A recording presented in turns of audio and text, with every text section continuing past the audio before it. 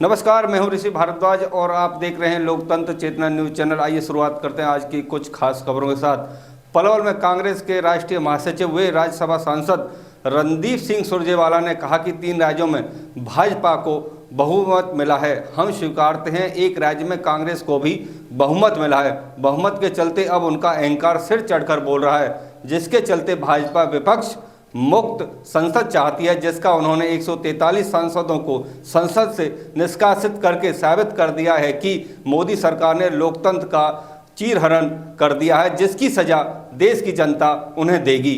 वे पलवल में कांग्रेसी नेता डॉक्टर वीरेंद्र तेवतिया व वीर जगजीत शर्मा के कार्यक्रम में शिरकत करने के बाद पत्रकारों को संबोधित कर रहे थे।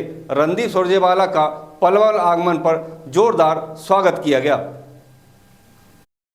उन्होंने प्रदेश के मुख्यमंत्री मनोहर लाल द्वारा भूपेंद्र सिंह हुड्डा पर दिए पुत्र मोह छोड़ने के बयान पर टिप्पणी करते हुए कहा कि पहले मनोहर लाल खट्टर को अपने दत्तक पुत्र दुष्यंत चौटाला का मोह छोड़ना चाहिए। इस मौके पर रणदीप सुरजेवाला ने केंद्र और प्रदेश सरकार पर भी निशाना साधते हुए कहा कि बढ़ती बेरोजगारी, महंगाई, क्राइम ने किसान, मजदूर और आम जनता की कमर तोड़ रखी है। हर वर्ग इस सरकार से दुखी है।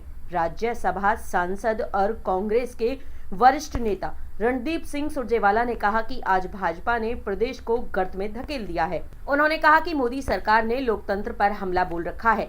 यह सरकार लोकतंत्र का गला घोटना चाहती है और मर्यादाओं को बुलडोजर के नीचे कुचल रही है। उन्होंने कहा कि 1 रैंक 1 पेंशन को लेकर देश के फौजियों का अपमान किया गया है। देश में मांगों को लेकर किसानों की शहादत हुई, लेकिन उन्होंने कोई ध्यान नहीं दिया। साथ ही उन्होंने 3 राज्यों में बनाए गए भाजपा के मुख्यमंत्रियों को लेकर कहा कि सभी को दरकिनार कर 7वीं पंक्तियों के व्यक्तियों को मुख्यमंत्री बनाकर उन्होंने ये साबित कर दिया कि भाजपा में उसे पद मिलेगा जो मोदी की स्टैंप के अनुसार चले, इसलिए उन्होंने ये मुख्यमंत्री बनाए हैं। इसी तरह उन्होंने हरियाणा में शर्मा जी को दरकिनार कर मनोहर लाल को चिट्ठी सौंप दी। कांग्रेस की गुटबाजी को लेकर रणदीप सुरजेवाला ने कहा कि प्रजातंत्र में वैचारिक मतभेद और प्रतिस्पर्धा स्वस्थ प्रजातंत्र का प्रतीक है। बेटों को, बेटियों को इस बात के लिए मजबूर कर देता है कि वो अपनी संसद पर ही हमला बोल दे, वो अपनी संसद के अंदर ही कूद जाए। वो जो उन्होंने अपनी वोट डाल के चुनी है, वो शायद जो इतनी बड़ी बेरोजगारी और महंगाई, राहुल गांधी जी ने कहा कि शायद इतनी भीषणतम बेरोजगारी और महंगाई इस देश के अंदर इस समय है। पेट पालना, पेट काटने की बात हो गई है। पेट काटकर परिवार का गुजारा आदमी चला रहा है। आप सब जो आप यहां बैठे हैं, मध्यम वर्ग के लोग, कोई किसान हो सकता है, कोई और छोटा मोटा व्यवसाय या कर्मचारी भी हो सकता है। आप अपने मन से पूछिए, अपने घर का खर्चा हम सब कैसे चला रहे हैं। हरियाणा प्रांत में पिछले 9.5 साल से, पहले बीजेपी का अकेली का और अब बीजेपी और जेजेपी का राज है। इन 9 साल के अंदर क्या सरकार ने बच्चों को कोई रोजगार दिया? कल ही ये खबर थी कि 2 बच्चे विदेश गए, एक को एजेंटों ने मार दिया, एक वहां एक्सीडेंट में अस्पताल में बीमार होकर मर गया। उनमें से एक बच्चा हमारे इलाके से, कैथल से भी था। उनके परिवार को मैं जानता हूं। एक बच्चा और अपना पड़ोस से था।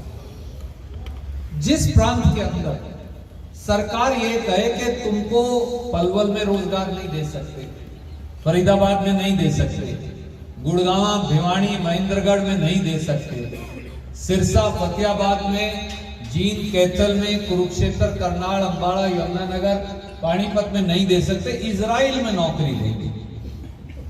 मनोहर लाल खट्टर जी अब ये कह रहे हैं इजराइल में बालकों को नौकरी देंगे। अरे भाई यही दे दे। 2 लाख नौकरी खाली पड़ी है।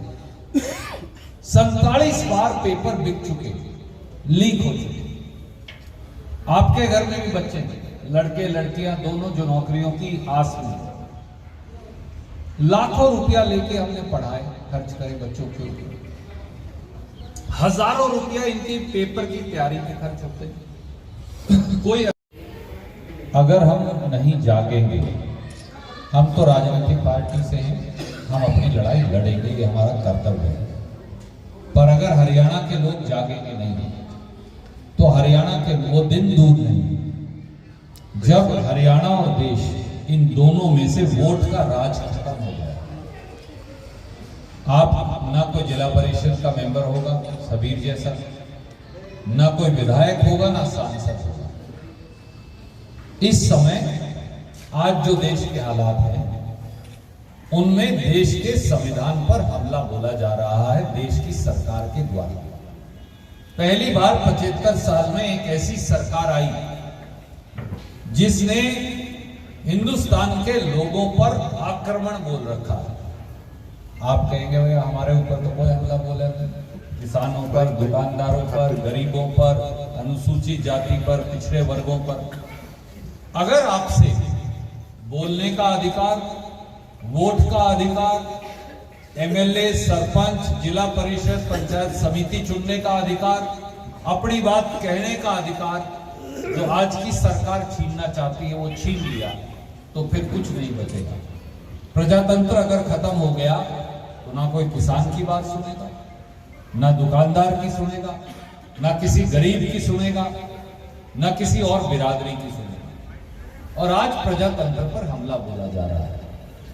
पहली बार 75 साल में ऐसा हुआ कि देश के प्रधानमंत्री नरेंद्र मोदी जी और उनकी सरकार ने 141 एमपी संसद से ही बाहर निकाल दिए। 43 हो गया।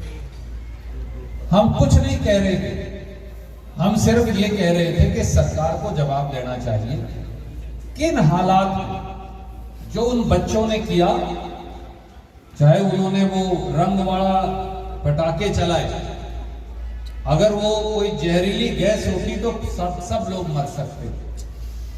तो मैं इसलिए, ईश्वर भाई हैं, सुरेश भाई यहाँ खड़े हैं, देवेंद्र भाई साहब से एक दिन बात कर रहा था, अगर